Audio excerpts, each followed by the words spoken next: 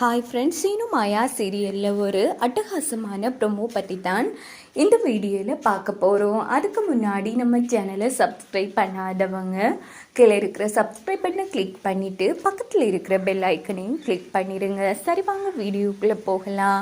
நம்ம தனா ரொம்ப கஷ்டப்பட்டு நிறைய தடைகளை தாண்டி ரகுராமுக்கு செய்ய வேண்டிய பூஜையை சிறப்பாக நடத்தி முடிச்சிடுறாங்க. இந்த பக்கம் பார்த்தோம்னா வில்ல கூட்டங்கள்லேருந்து தப்பிச்சு ஒரு வழியாக நம்ம தனா வீட்டை விட்டு கிளம்பிடுறாங்க. இன்னொரு பக்கம் நம்ம பத்மா டீம் செம்ம டென்ஷனில் இருக்காங்க. தனா வீட்டுக்கு வந்திருந்தா, ஆனால் நம்ம கண்ணில் மண்ணை தூவிட்டு பூஜையை சிறப்பாக முடிச்சுட்டு தப்பிச்சு போயிட்டாலேக்கா, ரொம்ப கஷ்டமாக இருக்குது அப்படின்னு பார்வதி பத்மா டீம் செம்ம டென்ஷனில் இருக்காங்க. விடு பார்வதி, எப்படி இருந்தாலும் அண்ணன் அவளை ஏற்றுக்க போகிறதில்ல, ஆனால் ஆயுள் பூஜை நடந்துருச்சேக்கா அப்படின்னு பத்மா டீம் ரொம்ப கேவலமாக ஃபீல் பண்ணுறாங்க.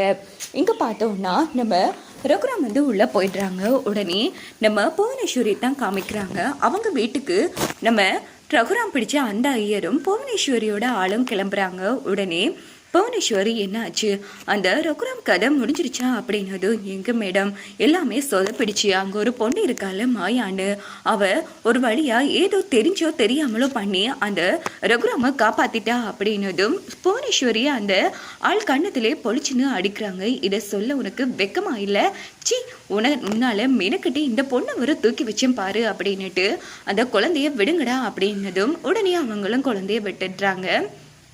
குழந்தைய கூட்டிட்டு பூசாரியும் கிளம்பிடுறாங்க. இங்கே பார்த்தோம்னா நம்ம புவனேஸ்வரி கார்த்திக் உள்ளே போனால் அடுத்த நொடியே அந்த குடும்பத்திலிருந்து ஒருத்தங்க இல்லாமல் போயே ஆகணும்னு எப்படியோ அந்த ரகுராமுக்கு பூஜை நடந்து முடிஞ்சிருச்சு.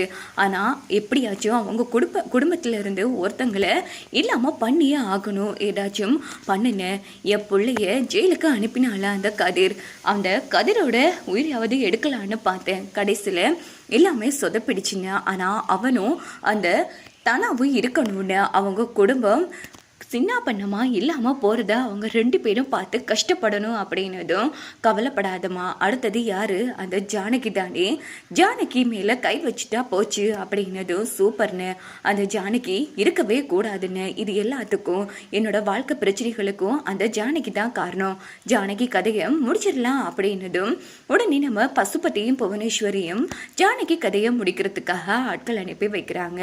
இந்த பக்கம் பார்த்தோம்னா நம்ம கார்த்தியை கோச்சுக்கு கொண்டு வந்துடுறாங்க. அப்போ கதிரும் வந்துடுறாங்க. சாட்சிகள் எல்லாமே ஸ்ட்ராங்காக இருந்ததால் கார்த்திக்கு தண்டனை கொடுத்துடுறாங்க. நிறைய ஆண்டுகள் ஜெயிலில் இருக்கணும்னு.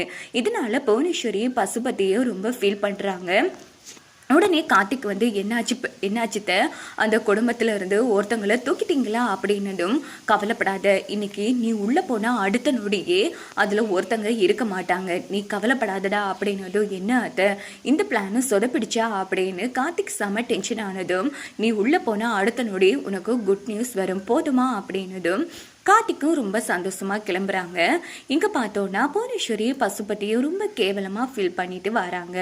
இன்னொரு பக்கம் பார்த்தோன்னா நம்ம ஜானகி மாயா கிட்ட எப்படியோ இந்த பூஜை சிறப்பாக நடந்து முடிஞ்சிருச்சு மாயா, இப்போதான் மனசுக்கு நிம்மதியாகவும் நிறைவாகவும் இருக்குது. கண்டிப்பாக அந்த புவனேஸ்வரி ஏதோ பண்ணுவாண்டு எனக்கு பக்குன்னு இருக்குது அப்படின்னும் போது, கவலைப்படாதீங்க பெரியம்மா, நான் இருக்கும் வரைக்கும் பெரியப்பாவுக்கும் சரி இந்த குடும்பத்துக்கும் சரி எதுவுமே ஆக விட மாட்டேன் அப்படின்னு மாயா ஜானகிக்கு ஆறுதல் சொல்லிட்டு இருக்காங்க.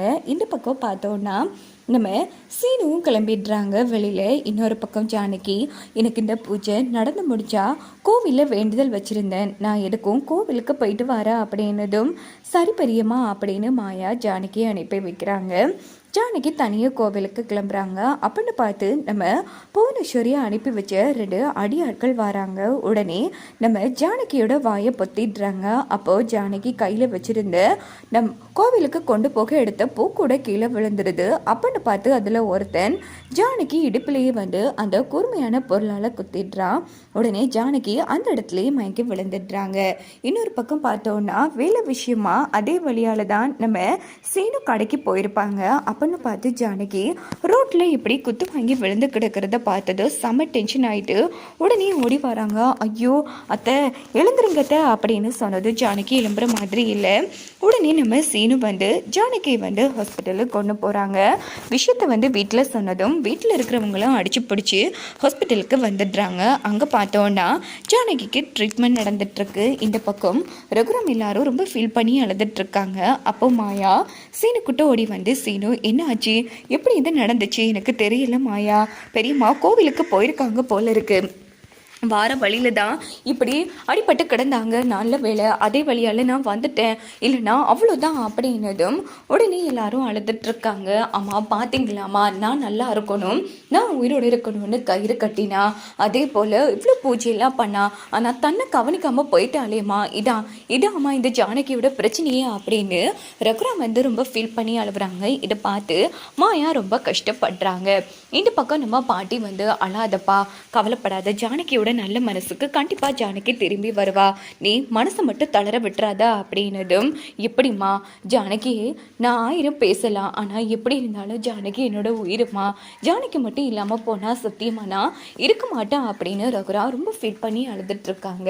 இன்னொரு பக்கம் பார்த்தோம்னா விஷயம் தெரிஞ்சு தனா ஓடி வராங்க. அப்போ நம்ம பத்மா பார்வதி போகிறாங்க. ஏய் எங்கடி வந்த அப்படின்னதும் உடனே தனா வந்து, ஐயோ அத்தை நான் என் அம்மாவை பார்க்கணும் விடுங்க, இங்கே பாரு இன்னைக்கு வீட்டில் இவ்வளோ பிரச்சனைகள் நடக்குதுன்னா ஒரு வகையில் நீ தாண்டி காரணம், இங்கே பாரு ஜானகி அண்ணியை பார்க்குற தகுதியே உனக்கு கிடையாது தனா, ஒழுங்காங்கிறது கிளம்பு, ஏற்கனவே உன்னால அண்ணன் வந்து நொந்து போய் கிடக்காரு, இப்போ அண்ணி வேற இப்படி கிடக்காங்க, நீ வேற கஷ்டப்படுத்தாமல் ஒழுங்காங்கிறது கிளம்பு அப்படின்னு போது உடனே மணி வந்து, ஏண்டி தன்னோட அம்மா வந்து காயப்பட்டு கிடக்கா, அவளை பார்க்க விடாம எப்படி பண்ணிட்டு இருக்க, இங்க பாரு பிரச்சனை தனாவுக்கும் மச்சானுக்கும் தான், தேவையில்லாம நீ தலையிடாத, இங்க பாருமா நீ போய் பாரு அப்படின்னதும் கதவு வழியா பார்த்து ரொம்ப ஃபீல் பண்ணி அழுதுட்டு இருக்காங்க தனா.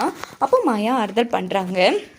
இங்கே பார்த்தோன்னா டாக்டர் வெளியில் வராங்க. உடனே டாக்டர் வந்து, இங்கே பாருங்கள் ரொம்ப ஆழமாக பட்டிருக்கு, அதனால் நல்ல வேலை டைமுக்கு கொண்டு வந்துட்டீங்க, இல்லைன்னா காப்பாற்றுறது ரொம்ப கஷ்டமாக இருந்திருக்கும், இப்போதைக்கு எங்களால் எதுவும் சொல்ல முடியாது, கண் முழிச்சதுக்கு அப்புறமா தான் ஏதாச்சும் சொல்லலாம் அப்படின்னதும் குடும்பத்தில் இருக்கிற எல்லாரும் செம அதிர்ச்சியாகிறாங்க. டாக்டர் எப்படியாச்சும் காப்பாற்றுங்க டாக்டர், எவ்வளோ செலவானாலும் பரவாயில்ல அப்படின்னு ரகுராம் ஒரு பக்கம் அழுதுட்டு இருக்காங்க. வாங்க வெயிட் பண்ணி பார்க்கலாம் ஜானகிக்கு எதுவும் நடக்குமா அப்படின்னு.